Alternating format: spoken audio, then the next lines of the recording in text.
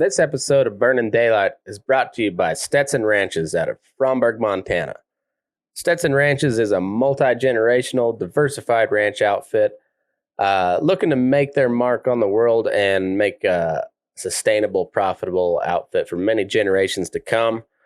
And even though they're diversified, they focus on the two things that make any good ranch what it is: horses and cattle, and more specifically, beef.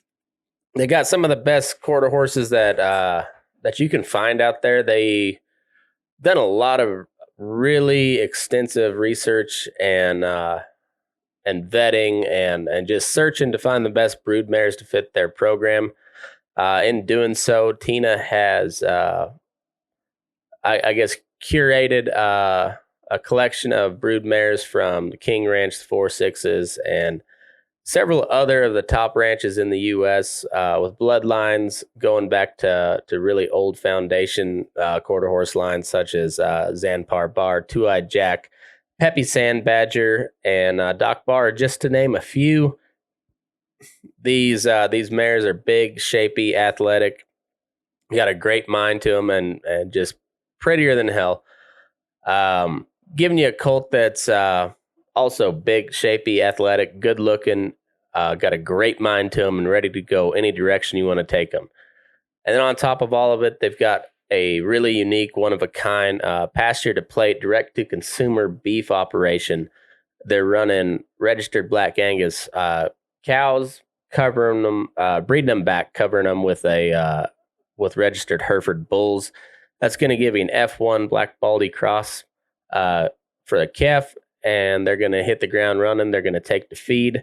Not that you really need to know any of that, but for all you beef nerds out there, these calves do really well on feed. And the best part of it all for you, the consumer, is the only time they leave the ranch is to go to another location on the ranch or to go to the processor, and from there, they're frozen, delivered to your doorstep on dry ice for, well, it depends on what you want to get. You can get a full beef if you want.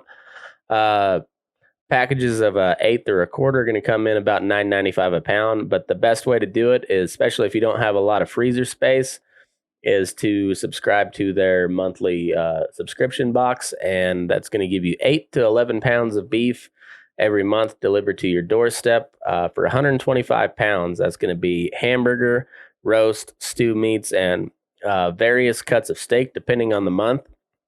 And it's a great deal. USDA prime beef, and it's some of the best stuff out there. It really is. I've had it, and it's really, really good. Some of the best people you ever meet, and just really good to deal with, and you won't be disappointed by the beef. So check them out. StetsonRanches.com if you want to check out their horses. StetsonBeef.com if you'd like to order beef.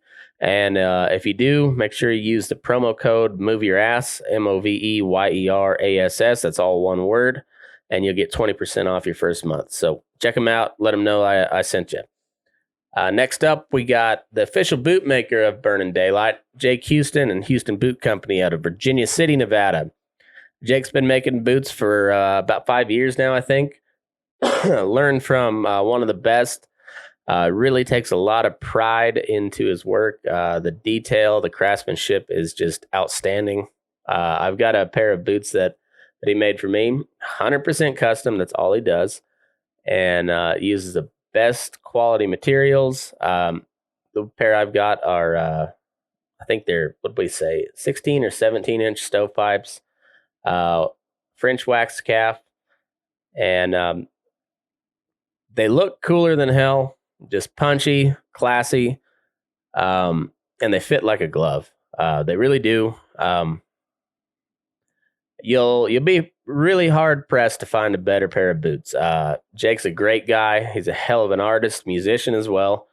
But it's all custom. It's all tailored to fit you. So you tell him what you want. And my recommendation is say, hey, this is kind of what I like. Give him a rough outline and then just have him run wild. That's what I did, and you won't be disappointed. Anyhow, he does all his measurements by hand. So if you can't make it to where he measures your foot in person, which is the way to go. But if you can't do that, we understand. He understands. He's got a kit and instructions how to measure your foot. He can send out to you. Does also some other cool leather work, but some of the best boots out there. Check him out at Houston Boot Co. on Instagram. And if you'd like to get a hold of him in person, give him a holler 775-322 or 315-3022. 775-315-3022. And let him know you heard about it on Burning Daylight. And next up, we got Thunderbird Equine, Miss Jessica Pancost. She's out of Northern Colorado right now. And she is taking clients for the month of June. She focuses on vaquero-style horsemanship on your horse, colt, or mule, and you'll get practical ranch-type experience from a second-generation trainer and a third-generation rancher. Your horse will gain roping experience in heading, heeling, breakaway, and ranch roping, and those are all options there. Colts to be started require a minimum of 60 days, as well as the ones just for training. If you're bringing a colt, you can expect a quiet, confident, and respectful colt with all the right tools to move on to any discipline of your choice. If you got horses and mules in for finishing, you can expect to develop a harder stop, collected frames, and precise movement through leg cues. Your horse or mule will develop the confidence to do anything you like under saddle, whether that be mounted shooting, roping, trail riding, or cattle work. At the end of the program, you'll also receive 5 free lessons to reacquaint yourself with your new equine partner.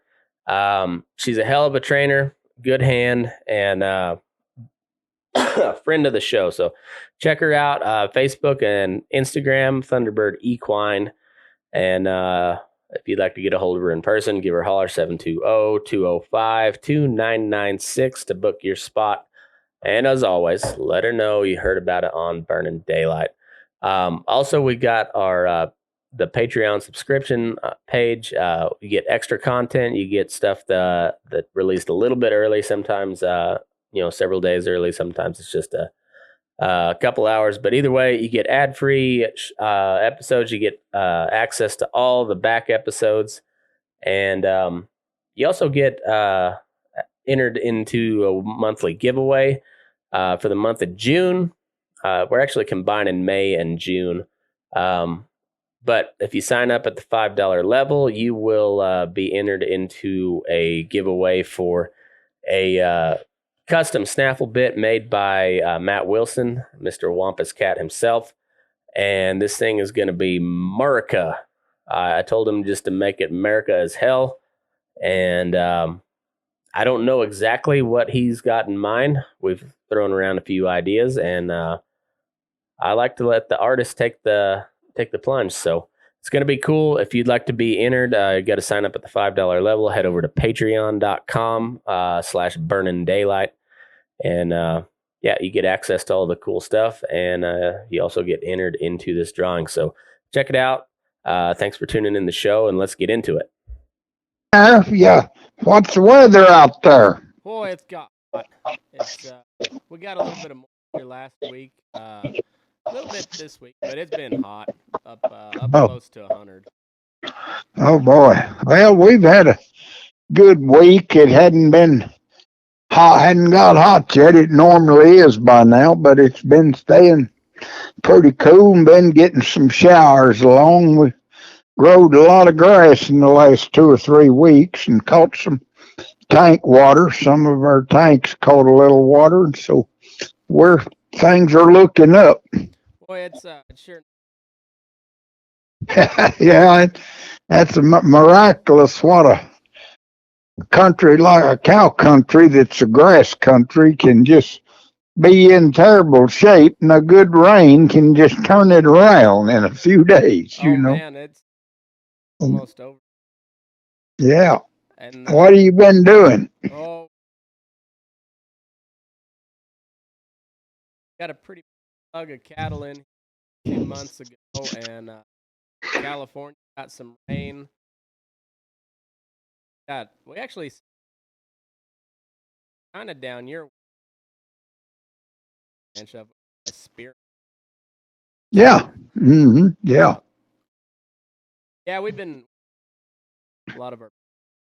Spearman's just a little ways north of our North Ranch. Yeah, yeah. It's about from the headquarters to Spearman. It's about 50 miles.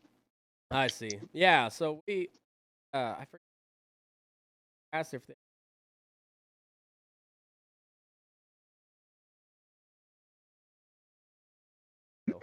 Oh yeah, well that's good. There's a lot of feed yards up there in that country, mm-hmm. all across the panhandle of Texas above us. Up there, feed lots. We send a lot of cattle to what we call Mac 6 over there by Vega. And but hey, you been getting along all right? Yeah, I can't complain. We've been that's good business if you're busy. No, you've been getting the Cowboy quite a bit. Oh yeah. I'm 5 days. I'm not quite as dedicated. Yeah, oh, I I did have a guy one. Can't, yeah. Oh, I had buddies that were asking to you.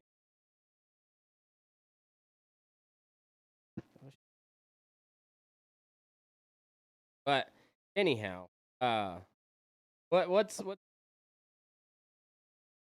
well, we're just the same old thing. We haven't done any, received any changes or anything in the selling or the management. We're still just operating just like we was. They tell us that it's in the process of sold and that they've signed some papers, but they haven't turned it over and told us that we've got a new manager or anything like that. So we're still just the same way. And through Brandon, we're in a kind of a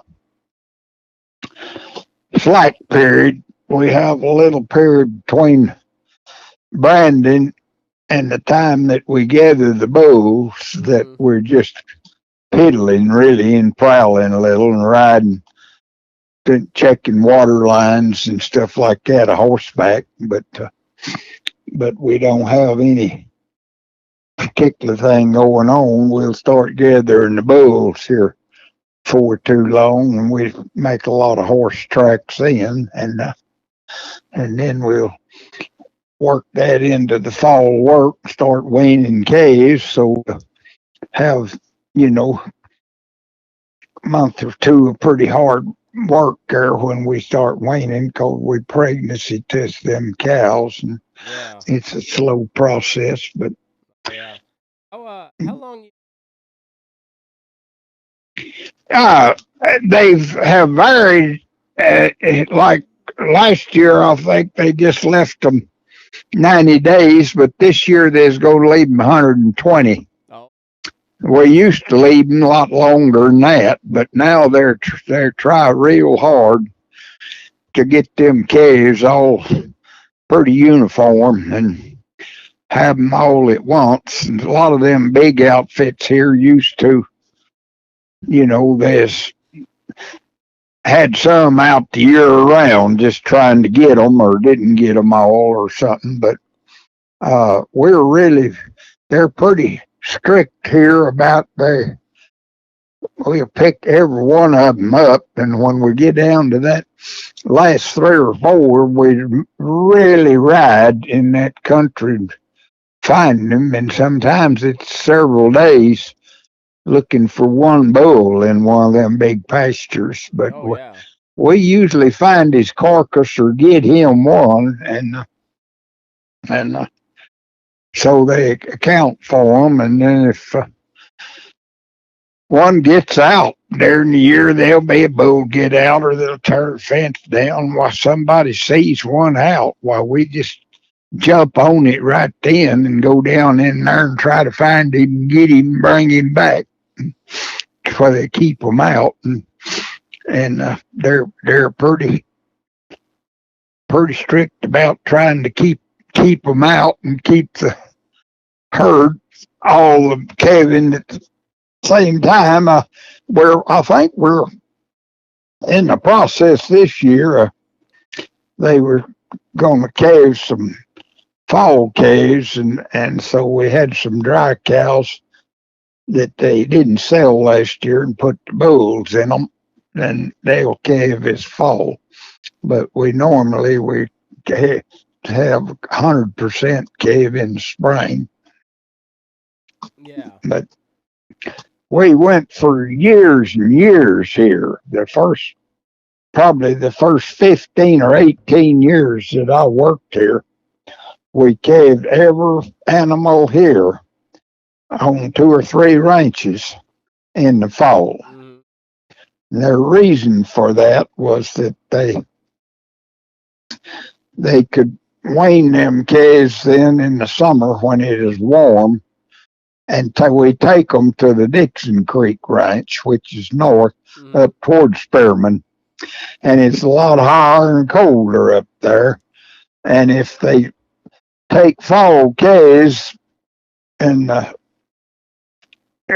wean them in the summer, they can get them up there, and they've got a couple of months to to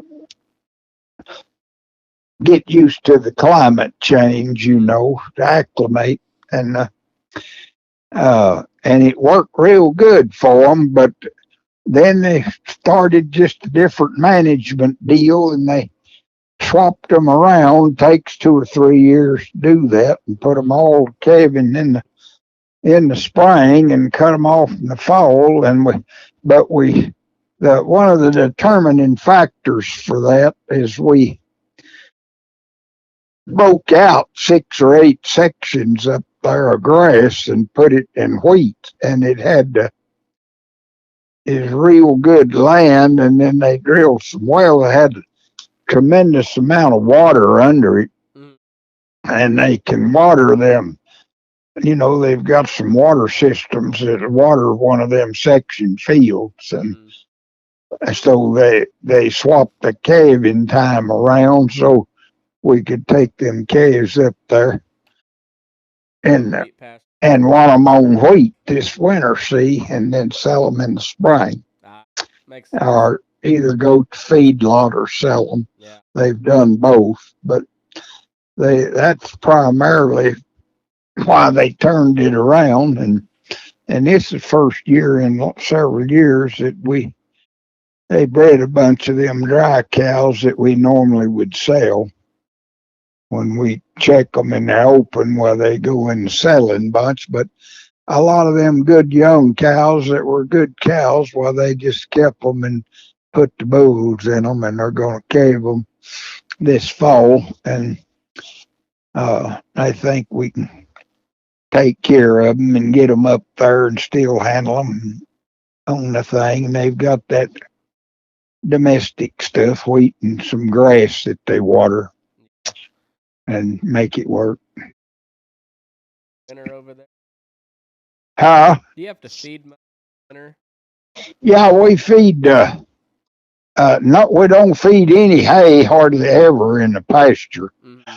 We've just horses here at the ranch or at the headquarters feed hay, but out in the pastures, it's a rare thing. Now, this past winter, due to this drought, and we did buy some hay and put out some hay out in a pasture where we were calving heifers, but that's the first time in the 30-something years that I've been here that we've ever fed hay. We just feed cake on the ground, and we've got those little feeders that we pull behind the pickup, and it's got a electric motor that you can, without getting out of the pickup, you can punch a button and that turns it on, and you've got it set for if you're feeding 3 pounds, 4 or 5 or whatever, and it puts that out in little piles. And some of them got counters on them that count. I don't like a counter.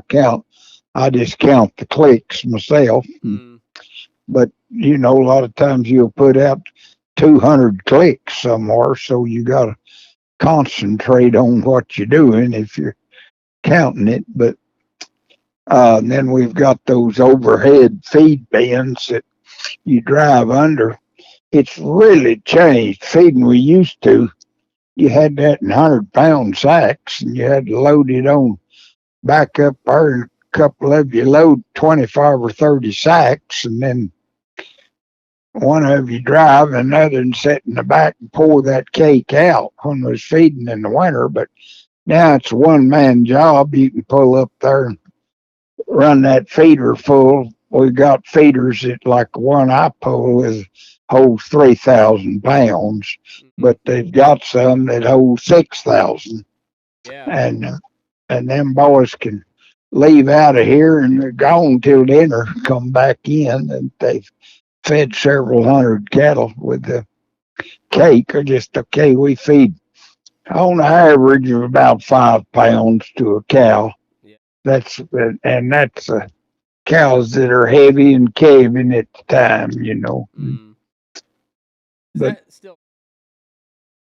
No, back when I was young, we fed that 41% cottonseed cake, but this is a grain cube, and I think it's 32% cotton, but it's got a lot of fat and energy in them, and it's Good stuff. yeah, it's really a good feed, and cattle really do good on it. If you got any grass at all for them, and you can,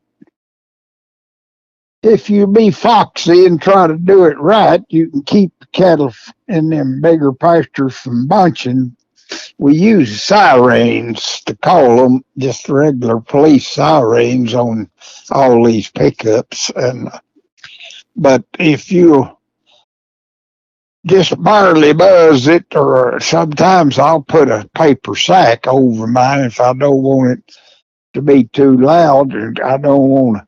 If I want to call this little bunch up here on the creek, and then I don't want them over that ridge to hear me, well, I'll muffle it a little and then go over.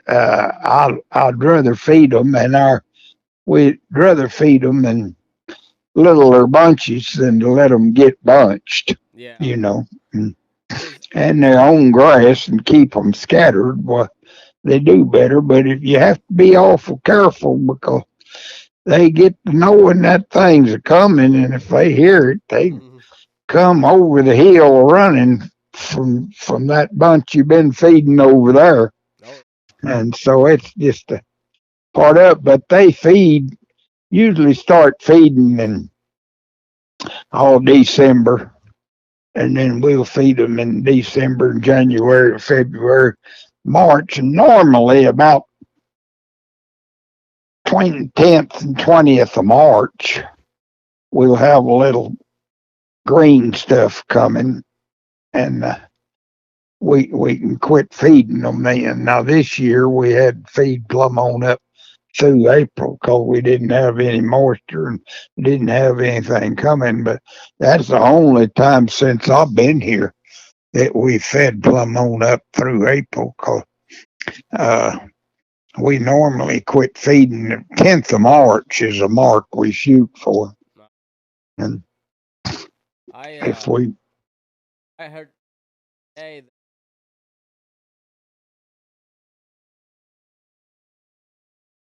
I've only seen that.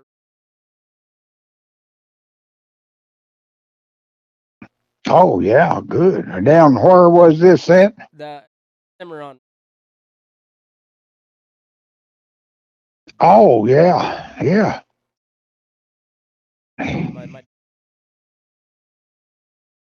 One of it's amazing how a rain. Oh, yeah, it just me and some people was talking about that just this morning. Some fellows I run into, outsiders not here on the ranch, people that join us little places around here. They is talking about how them rains just change the whole complexion of things, you know. But I know where the Cimarron is up there. I guess that goes into the Canadian uh, up there, does it? Before it gets to Oklahoma City. Yeah. I think it. Yeah, I think it runs into the Canadian up there before you get to Oklahoma City, and then Oklahoma City it goes on to the Canadian, goes on to the Gulf. Yeah. But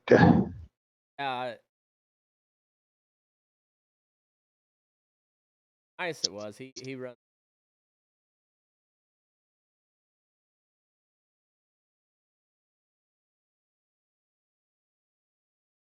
Cows in the. oh And, God, yeah, and yeah, just let it be cows for the summer. yeah, and you can't hardly. You know, it's hard to make any money out of a cow if you got to feed her all the time, and we the same way with horses. Our vet that manages this horse thing, he talks about people having everything in the barn and stuff in the winter. He thinks he ought to just turn them out and let them be horses. He said that's the phrase he uses. Just let them be horses. And that, Something too. Bad rate. Nothing. You got. yeah, But all family. yeah, And hey,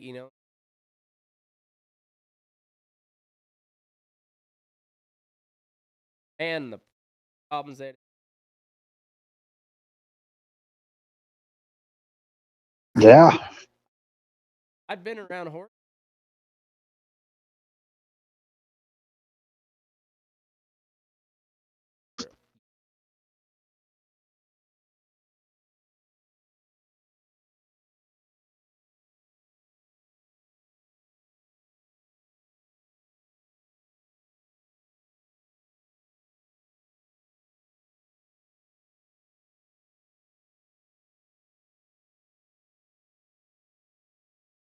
yeah. We of course we raise lots of horses here. We've got. I was looking at a bunch the other day. There's about 70 yearlings and 2-year-old fillies in a pasture down there. That's all the same age, in one big pasture. Uh, and they got the match to them across there in another pasture, the horse colts and stuff. But uh, I grew up on these big ranches and had big herds of horses to keep oh 175 saddle horses in a remuda all the time, and I never, in all them horses that we run out all the time and didn't do much taking care of them, didn't feed them, but we fed the horses we was riding usually in morals, with morale, them winter horses that we was riding, but they, I was, probably 40, 45 years old and had been working 25 years and had been in charge of a crew or two. And I had I never heard the word navicular. Yeah. And but now every time anything gets crippled or anything happens here, they they determine it's a navicular. And there's lots of problems and lots of crippled horses. Now this navicular, I don't know why. I guess back when I'm talking about it, crippled one, we just turned him out or quit him and sold him, and so we didn't doctor him. But we've got several horses here in the remuda that we ride that will get crippled, and they can give him a shot and work on him a little, corrective shoe him, and it's different positions of things on a navicular bone, but I was 40, 45 years old before I ever heard the word. Yeah. And I guess Down that. You guys. Oh yeah, yeah. We had one right in the middle of the round corral. Had ridges wore nearly two in it, where rope sliding in and around it. But we roped them things, went to that, and then we got hackamores on them and tied them to that brown pole in the round corral and stuff. And we tied them up there, dallied to that thing, getting a foot rope on them. We'd have one dallied to a snubbing post and getting the rope around his neck where we could tie a foot up. And we'd tied their feet up to saddle them the first time or two, and then we'd start hobbling them. We'd get them to where we could hobble them, and we didn't just sit down under them and put them hobbles on them. You had to stand up and throw it under that leg and reach under there with your toe and catch that thing and pull it back over on this side and stuff like that. You couldn't just sit down and hobble one, he'd have kicked your head off. Oh yeah, and, just caved it. But we used the snubbing post all the time, and I think it's, we don't now. We've got a real good round corral here, and they're breaking some horses in it right now. They're not riding them today because it's Sunday and they don't work, but they work. But we don't have a snubbing post in it because they've got them a little better halter break when they start them, and they don't have to have it. They get them in there with halters on, and sometimes they've got a saddle horse in there with them that they can dally them up and kind of hold them while they're doing a few things to them. But they get them to where they can handle them, and then they'll go at two or three at a time, or just go outside and go out in the horse pasture, make little circles on them. But it's these horses now are a lot gentler than the horses I broke in the 50s for the matadors and the JAs was 3 and 4 year olds, and they'd never had a human hand touch them other than when they roped and 4-footed and tied down and cut and branded, and they associated a man with pain. Oh yeah, I imagine so. And these horses have been weaned, and we tie them to burros when they're colts, and let them burros teach them a little bit about manners and stuff, and they're a little ahead then when you get a hold of them. Now you can't just put one in the corral and walk up to him and put the halter on him. They have to rope him and wool him around a while and gin him around, but they can usually put a halter on him there on the ground after they've handled him a while. But we used to 4-foot them and tie them down when they hit the ground, tie wrap 3 feet or so, just to put the halter on them, and then we'd let them up.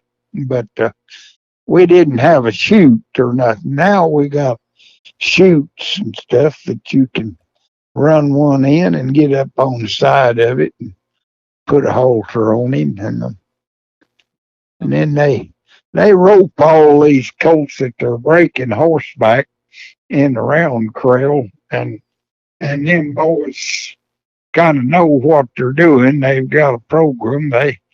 They dally up and pull him around, and they move their horse over, and by moving him over, that it signals to him to turn back toward them and stuff like that. And they do all that, and then they'll saddle them and ride them the next day. They get along really good with them. This is a really good broke bunch of horses here, and they've got really good horses. These horses are real cowy, and they just have natural want to work a cow when you get one in front of them a moving. They're pretty good, but Lord help, we've got 22 studs over there, and I don't even know. I like used to. When I first come here, we had 4 studs. I knew every one of them and knew what their coats done when we got them out here and stuff. But I see one every day or two now. Somebody's riding and look at the stud brand. I have to look it up, and I don't know anything about him because we got so many. And then part of it's me that I've got a lot older, and I don't spend that much time with them boys riding broncs. And, Yeah. but we've got these studs. Used to, we had several numbers. We had horse branded at 3, and we had a horse branded at 19. We stud brand them studs on the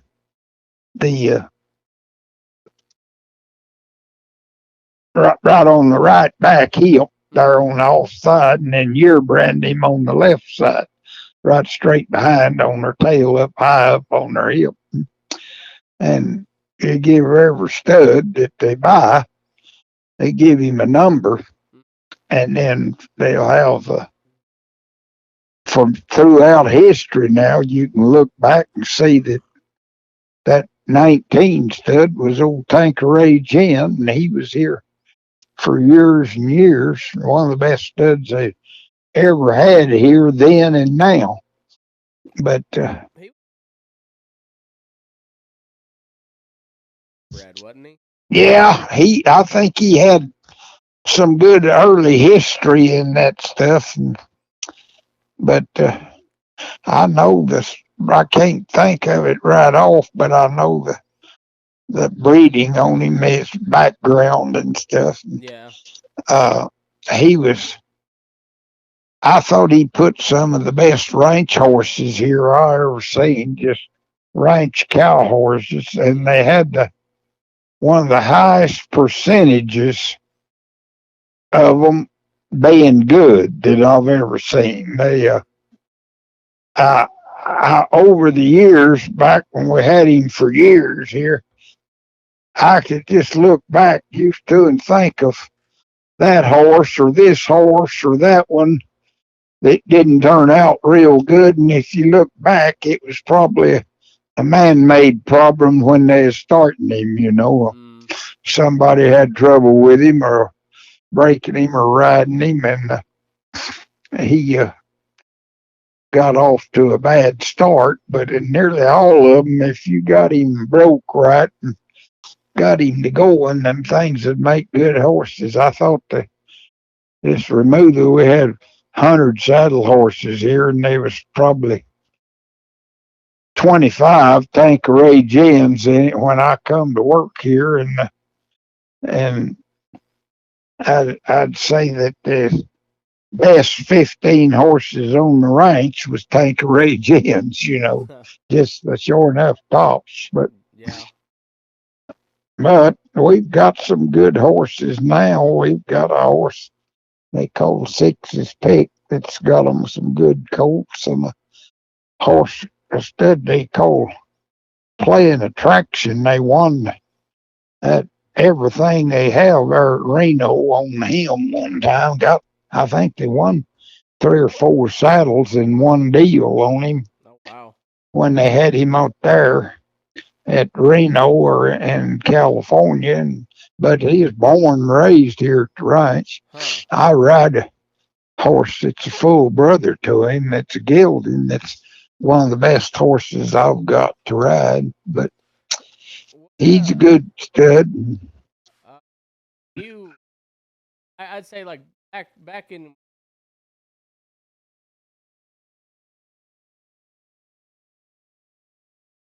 how big Big, Oh, big yeah, cowboy. no, I used to like to, hell, cause we roped a lot of big cattle. Mm-hmm. And so I liked the horses 15-1 and weighed 11 and a half, 12. That's about what And, I like. yeah, and, now then I like one that's about 14, 2 or 3, Mm-hmm. and it weighs about 1,000, 1,100. Yeah. It's easier for me to saddle them and get on them. Oh yeah. And then we don't rope as many big cattle, wild cattle here. We've got cattle controlled now, and they're gentle, and we can handle our herd bulls pretty good. We used to have to rope a lot of 5 and 6 year old herd bulls just getting them gathered. Oof. And that's I was gonna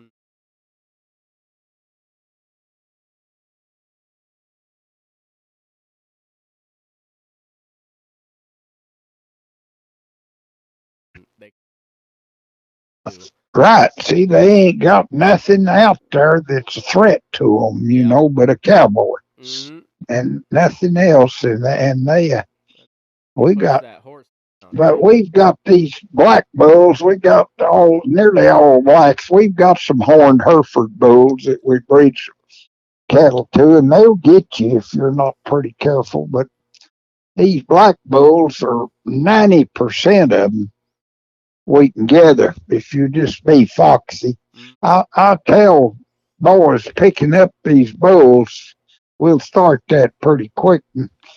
If you'll just stay as far away from him as you can stay and keep him going kind of in the direction you want to go, you're way ahead. Mm. When you get up on him and put any pressure on him, why, if he decides to fight, well, then you're really in trouble. Even these black muley bulls that are big weigh 15, 1,600 pounds and more than that on some of them. Why, Lord help, they're a load for a horse to rope, and then they're nearly impossible to rope one of them straight black Angus bulls and choke him very much without killing him.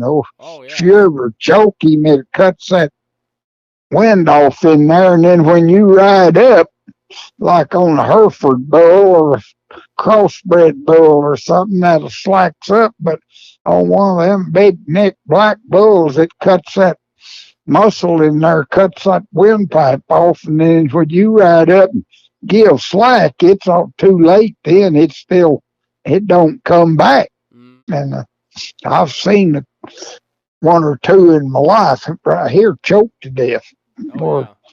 just get choking him trying to drag him up to a trailer or something. And anything just about else, you choke him that much and slack off, and he's all right. But Oh yeah. them big bulls, when you cut that thing in two, and that cuts that muscle down on that windpipe, it don't come back in time for him Mm. to. So you got to be pretty foxy Yeah. with them, and we get along pretty good here. We've got, you know, several hundred bulls, and we gather a lot of bulls. But these Angus bulls are pretty good to get along with. We have one once in a while that we have to rope, but we try to be pretty foxy with it and not choke him too much and uh, get him loaded. The black bulls are good about when you get one caught up to a trailer, they jump in it pretty good because they recognize that as kind of a sanctuary, Mm. where them old horned Hereford bulls, well, they didn't want to get in there anyway, see, so, Oh yeah. and it make quite a bit of difference, but Yeah. That's,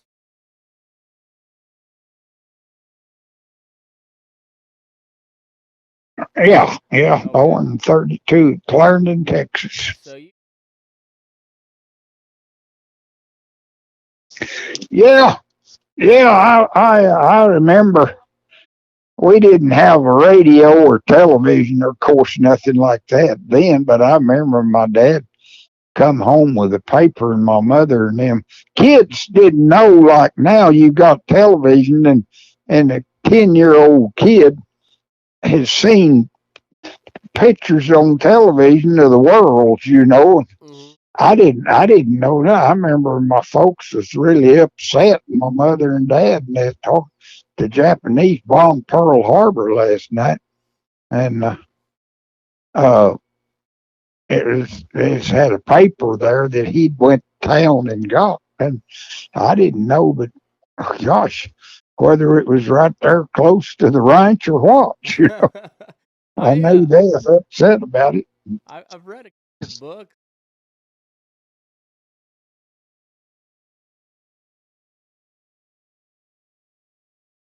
Right, They right. they See, were pissed off to be.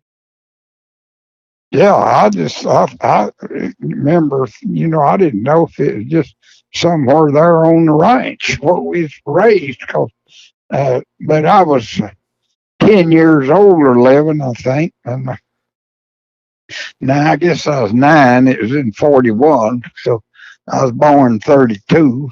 And, Mm-hmm. but I remember the war, guys that went, and guys from the ranching area and community where I was at. I remember one old boy raised down there on the creek. This is just how ignorant, and he is a good fellow. I don't mean this that he was ignorant, but he was being drafted, and his mother was worried about it and having to cross that ocean because they didn't know like now. And he told her to not worry about him because he could wade and swim and float on his back 3 or 4 miles if he had to. He didn't have no idea how big that thing, Oh yeah. but he I thought that he could swim out of it, but not to worry about him. But uh, uh well what was that like headline back then? Big deal. oh yeah, when they made them that big invasion, and I think I seen on television. Yeah, I think they said it was 77 years ago that we landed. And met Mm-hmm. all them boys, and we lost several hundred men there that day Oh going yeah. in. I don't think the country right now, as a whole back here, could stand if they called back and told them that we lost 600 men trying to take that hill. Oh man, like They'd go berserk. oh, absolutely. I mean,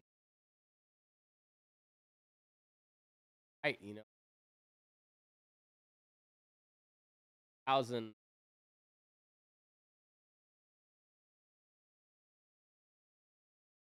you were several thousand. Yeah, they was, and they fought them different then, Mm. and they when they went in over in France and stuff, they could come off them ships. We got off with a ship going into Korea. That when I was a troop, we had a ship ahead of us that pulled into the harbor there Mm. and hit an underwater mine and blowed it up, and it was sinking. So they backed. We was 3,000 of us or so on a troop ship. They backed us back out in the ocean, and then dropped them rope ladders down, and they was like 2 and 3 stories, depending on where you is at. And that ship was a bucking. I remember we wasn't under fire or nothing, but it was real cold, and we You climbed down them rope ladders and dropped in them little boats at the front inlet. Then they pulled it up on the beach and the front end let down, and you went in on the beach there and around on going into Korea there up from Seoul, and it was about 15 degrees, I remember, and really cold, and we had to there wasn't enemy firing at us going in, but we had to clear a trail out of there because they had been landmines set there when we got to the beach. But uh, it was, but I remember just going down that rope to drop in that boat. It was pretty hairy. That ship was bucking and water was splashing, and it, that's been 60 some odd years ago now, so I don't know. I don't remember exactly. It is in 53, and so that'd be what, 57,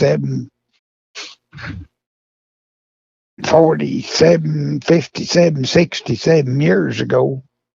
Yeah. That I went in there, and then I stayed there. I stayed on the 38th parallel 9 months. At that time, you rotated all. Well, you got points depending on where you was at. I was in an area where it was considered a combat zone. We was in there and I got 3 points for month. So and 9 months, I had 27. That was a rotating number, and you rotated back to the back and then out to Japan. But I was there about a year, but about 9 months I was on that 38th parallel and never was in a building there. They was had it outside or little tents and stuff. But I never was in a building there for 9 months one time. It was really cold too, pretty bad. I had to felt like I had a little advantage of a lot of them boys because I'd been staying at a wagon in a teepee when I went in, and a lot of them boys was good boys, probably better soldiers than I was, a lot of them, but they'd never stayed all night out of the house in their life. And so it was quite a bit different for them. But we got along pretty good. I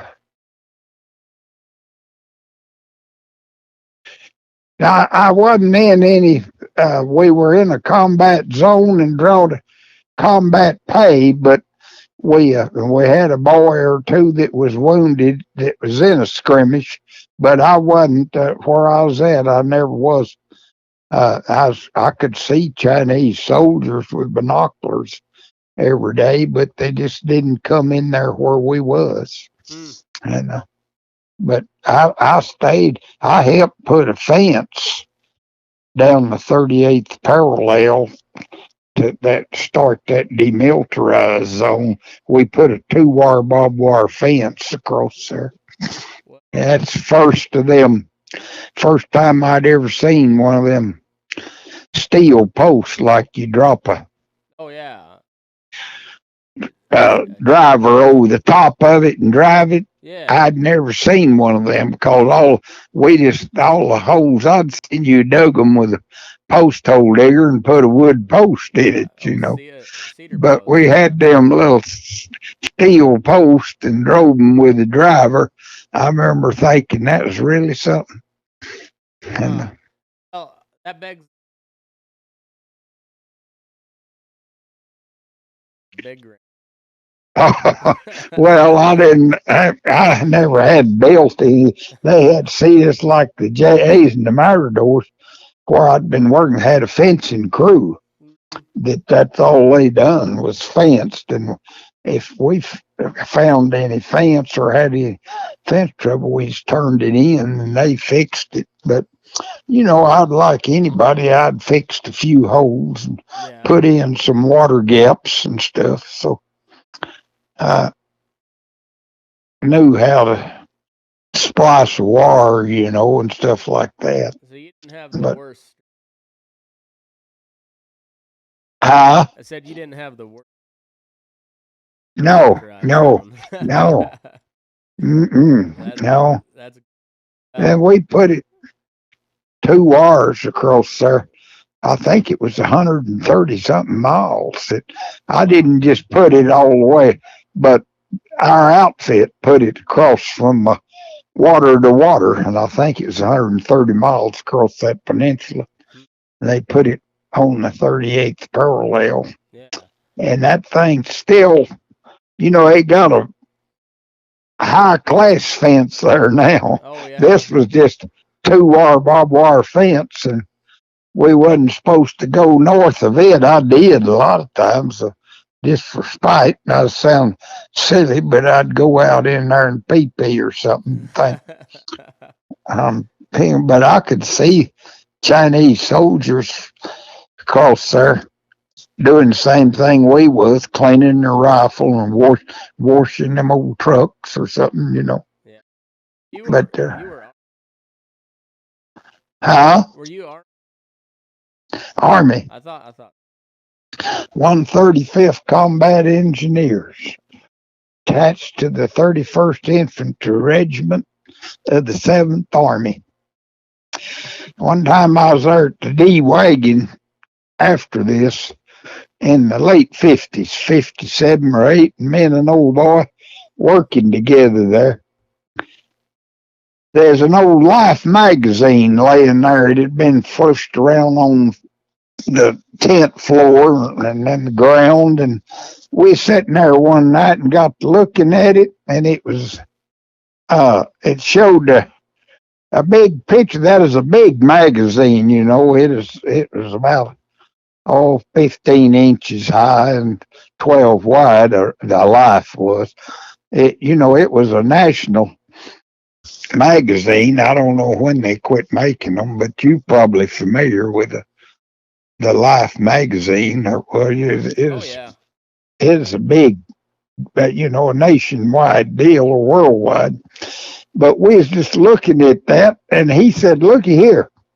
It showed a picture of a bunch of soldiers coming down off of a mountain, and they was walking on one side of a little old dirt like road coming down, and there's several hundred of them. It wasn't just a few. There's a string of them. And on the other side, there's a bunch of soldiers going up on that thing. And he said, "Look at this, Boots." He said, "I was with it." You couldn't pick him out. He said, "I was with these guys coming down. That's the 25th coming down." I said, "Well, that's the 7th going up, and I was with them when they went up." So we talked about it. We passed somewhere on that road there in Korea. Of course, we didn't know each other or nothing then. And we was the same age and there at the same time. That's crazy. Yeah, Each other from yeah, to meet each other yeah. time in And Korea. one of them was coming down with the 25th Division, and the 7th Division relieved them. And I went up with the 7th Division. And it showed us, hundreds of soldiers strung out, trained and going up and coming down. But I thought that was kind of unique that we recognized that we was both in that bunch going, and he is coming down. And but That's yeah. You have a good. yeah, I don't either. That it's it's to recognize the dead. So I don't know how you can have a happy Memorial Day, but I guess they do have a lot of barbecues and stuff now. Yeah, I don't know. It's But you're right about that. It is kind of hard to.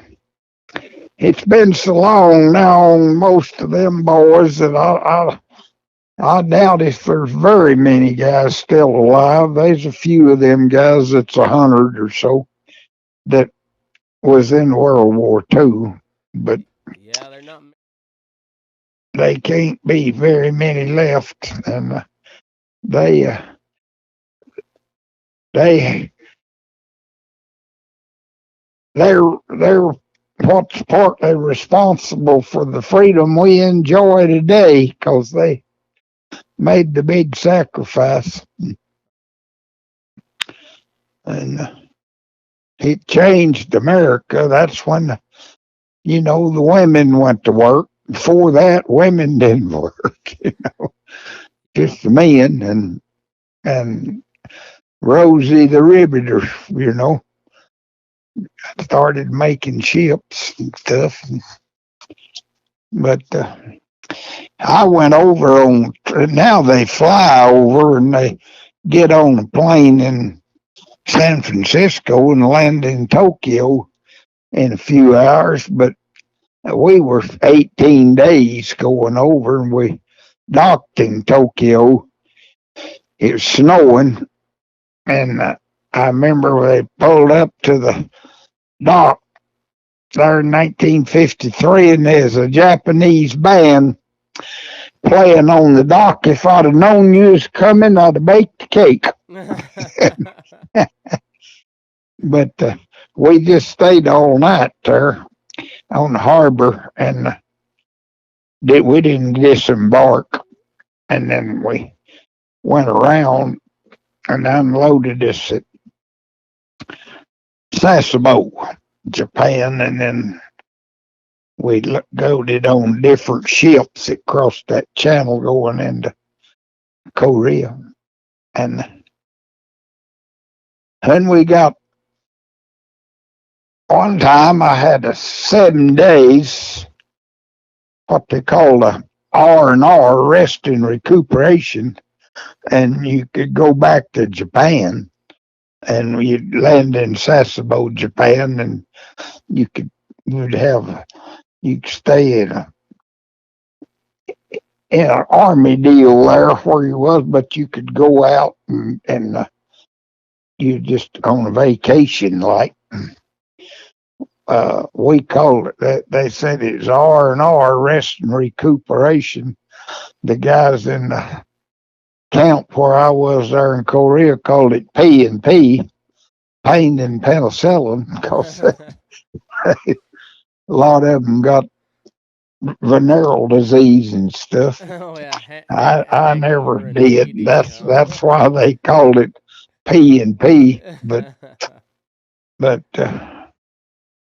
I was fortunate and didn't get anything like that. But I did go to Sasebo. It was quite a town, Sasebo. Went to Tokyo one time while I was over and had 3 or 4 days off. At that time, it was the largest city in the world. It's advertised the largest city in the world. The only thing that you could see and millions of people that you recognized. Now it would be different, but then the only American thing that I could see or read was Coca-Cola. They had Coca-Cola signs all over Tokyo, and people really like Cokes.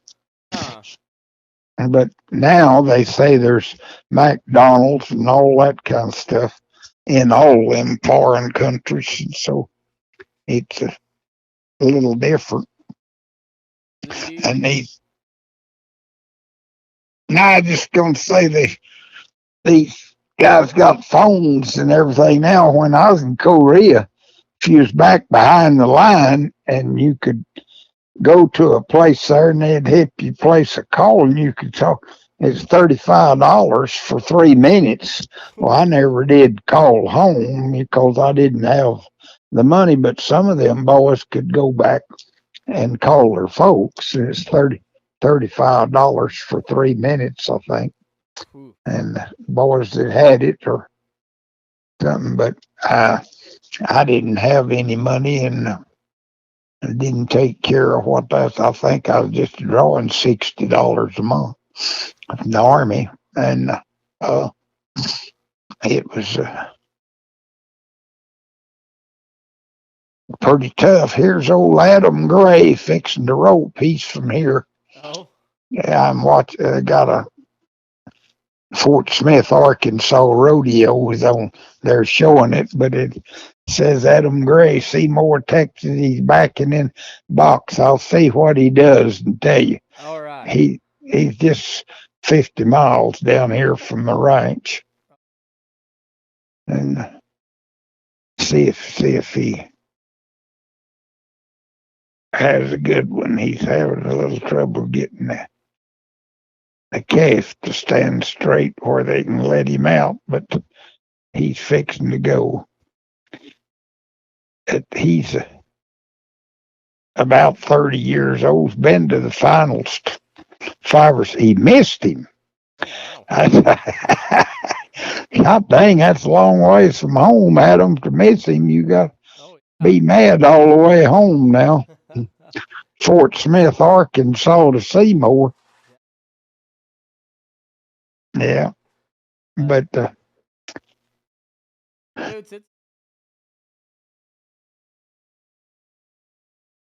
huh? I said it. Yeah, I probably won't even eat any supper some nights. I got a fridge here in my apartment, and I keep them. I get over at the horse clinic. They buy me 2 or 3 cases at a time of them Boost. Oh yeah. It's a little protein drink, and I'll keep a package of them in that fridge, and a lot of nights where I'm not working like today, I got up, pedaled around this morning, and fed the horses, and I got 1 or 2 men going on a little vacation. I took care of their stuff that they had, and then I cleaned up and went to church. We got a little Cowboy church here in town, about 10 people there. And a guy that works for the ranch here is one of our veterinaries, preaches for us. And then I went up the ranch and ate a big dinner where they've got a cook there, on Sunday at the race barn, because they work 7 days a week when they're breeding. And I ate a big dinner, and then not working. Well, this evening I'll usually just eat an apple and drink a Boost and call that good. When we're working pretty hard, and if work all evening, sometimes I'll go over there, but I don't eat much of a night. If I eat decent breakfast and dinner, well, I never do. I just sit there and wonder how I used to when I was brand inspector and traveling a lot. We'd stop somewhere and eat a steak and baked potato for supper, but I don't know how I could eat something like that and then go to bed. But a lot of people, some of the boys here don't eat much breakfast or dinner, but they eat a good supper. And so it just depends on what you get used to, I guess. I love.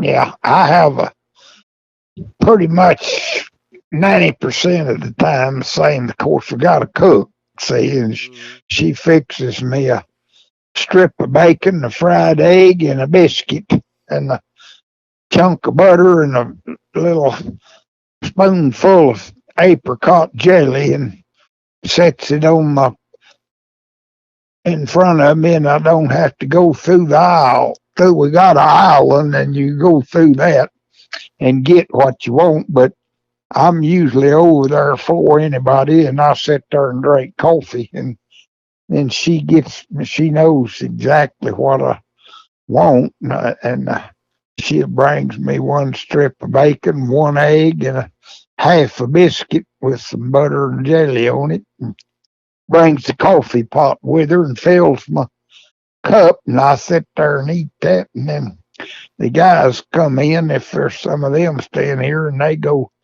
through the line, and it's on the island there. Of course, most of them eat 2 or 3 eggs and uh, get their. Well, she cooked sausage and biscuits and bacon, sausage and bacon both every morning. Mm. Sometimes we'll have fried eggs and bacon and the pancakes. Mm. It's just whatever. But I've been eating with that same girl 20 years. This year she's been cooking in there, and I've been eating them 3 meals a day in there. But I go overnight. Why, if I even go over there, like last night, I went over and ate a bowl of Cheerios. But I just don't eat much of a night where I'm just fixing. If I used to, I come in of a night, after we got through and put stuff up, I might catch another horse and go up there to the arena and rope a while or something. I had to eat then, but now I just come in, come to the house and fall over, so I don't really need to eat nothing of a night to make it till tomorrow. Yeah. Mm.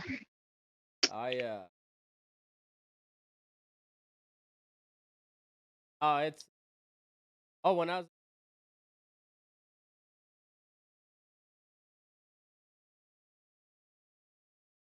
Yeah, I ate it. they I had to work. they say that I've always heard for good health and a good habit, you want to eat breakfast like a king, dinner like a prince, supper like a pauper. Yeah. Yeah, I think that's So, probably right. yeah, It's a whole different yeah. deal when you're Oh, yeah. sitting We behind a have, computer. we have this girl that cooks. We have this like for dinner every day. We have steak or roast or something, with a beef, some kind. We can have fried chicken, she tells me, twice a month, but boss has told her that we have to buy chicken and we're raising beef, so we can just have fried chicken twice a month. And we'll have fried chicken, mashed potato, and gravy. Pretty good dinner, but she just has it once or twice a month. That's when she's been to town and can buy them. And we got 3 or 4 deep freezers full of beef, and we have 25 or 30 bees killed at a time because they furnish beef for everybody here that lives in one of these houses. They furnish their beef. And so, but I've enjoyed the talk, and I'll catch you later. All right. I missed you last week and the week before. I was eating both times. I know it. One of them was at dinner, and the other one was on that trip with 2 loads of horses going to the wagon at Dixon Creek, and they just stopped at a place 60 miles north here, Childress, to eat a hamburger at a little hamburger joint, and I just got blind when you called, and I knew I needed to wolf it down or they'd be ready to leave again. And yeah. Well, my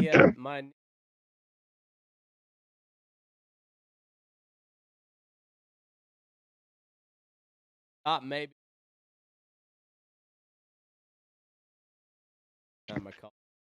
that's like my daughter was in Lubbock yesterday, and so I've got a real good suit that the ranch bought me. One time, several $100 for a dress suit, and I need to make a alteration on the pants, and I was going to tell my daughter that there's no place here. Well, I'd meet her in Paducah when she come home from Lubbock going to Vernon, and that'd just be 30 miles north of here. I'd meet her there as she come through and give her them pants, and she'd take 'em to Vernon with her. There's a good seamstress and a cleaning shop there. And she said, all right. And then she called me back in a little bit and said, Dad, me and my daughter, I heard my daughter, my granddaughter, we're going out to dinner. So that's going to put us coming to Paducah about 9. And I know that's too late for you. And I said, it sure is. So I've still got the pants here, but I'll get them down there one of these days, or she'll come through here or something.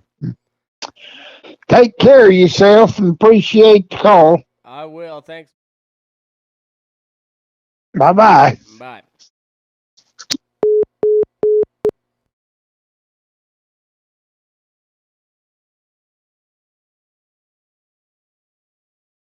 That was a good one. Man, that's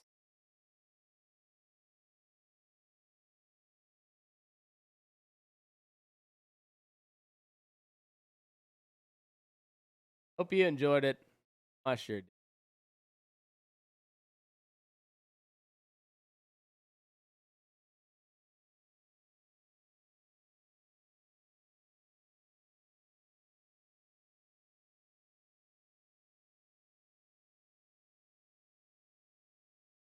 Burning down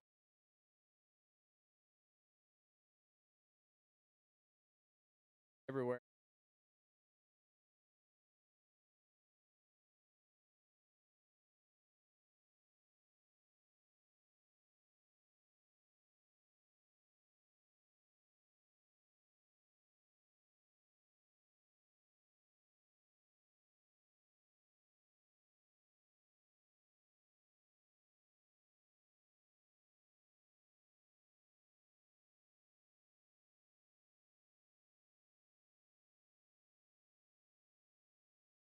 Wait,